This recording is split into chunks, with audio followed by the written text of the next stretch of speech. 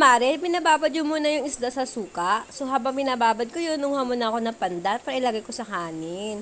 After nun, hinugasan ko muna yung isda. Tapos nilagay ko na yung onion, garlic, and ginger. Maglalagay pala ako ng salongki dito kasi favorite ko yan sa paksiw na may gulay. Favorite mo din yun. So, nagdagdag na tayo ng paminta at green chili. Chili yun. Tapos nag-add pala ako ng oil konti, then nor liquid, pampalasa yun guys, at ang ating magic na suka, guys. Ang sarap. Dahil linggitera ako, may napanood kasi ako dito na nilagyan niya yung pakso nyo, sinaing ba ang tawag doon ng taba ng karne. Kaya nilagyan ko din yun sa akin. Diba? Linggitera lang.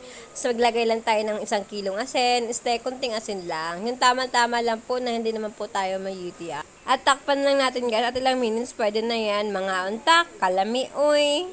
Bye-bye!